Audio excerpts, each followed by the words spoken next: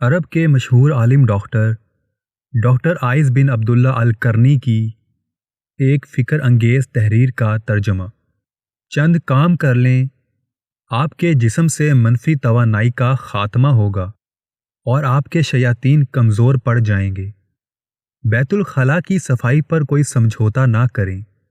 بیت الخلاء کو مستقل بنیادوں پر صاف ستھرا اور بدبو سے پاک رکھیں۔ رات کو سونے سے پہلے بیت الخلاء کو صاف کریں۔ بیت الخلاء کا دروازہ ہمیشہ بند رکھیں۔ بیت الخلاء میں کپڑے اتار کر لٹکے نہ رہنے دیں۔ ایک رات کے لیے لٹکے رہنے والے کپڑوں میں جتنی منفی توانائی بھر جاتی ہے اس کا خاتمہ ناممکن ہے۔ کم از کم 72 گھنٹے دھوپ میں لٹکانے سے کچھ کمی آئے گی۔ میلے کپڑوں کو ہمیشہ بیت الخلاء سے باہر کسی ٹوکری میں رکھیں۔ بیت الخلاء میں کبھی بھی عطر یا خوشبو نہ رکھیں۔ بیت الخلاء میں رونے سے ہمیشہ گریز کریں۔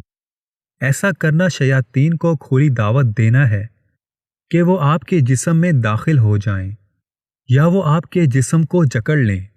اس کے علاوہ رزق اور شادی میں دیر ہوتی چلی جائے گی۔ زندگی میں مشکلات بڑھتی جائیں گی۔ بغیر کسی وجہ کے غم کا احساس ہوتا رہے گا اور مرگی تک ہو سکتی ہے۔ ہر تیسرے دن اپنے گھر کی کھڑکیاں اور دروازے کھولیں۔ گھر میں سورہ بقرہ کی تلاوت چلائیں۔ آپ کو خود گھر میں بہتری محسوس ہوگی۔ حضور پاک صلی اللہ علیہ وسلم کے فرمان کے مطابق گھر سے شیطان اور جراثیم بھگانے کے لیے کلونجی کی دھنی دینی چاہیے۔ جاگتے ہوئے لمبی سانس لیں اور بسم اللہ پڑھیں۔ رات میں سونے کا ایک وقت رکھیں اور سونے سے پہلے سورہ ملک کی تلاوت کریں۔ یہ عذاب قبر سے محفوظ رکھے گی۔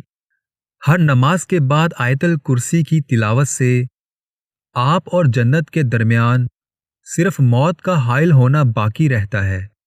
اس لیے ہر فرض نماز کے بعد آیت الکرسی ضرور پڑھیں۔ اللہ ہم سب کو عمل کی توفیق دے، آمین۔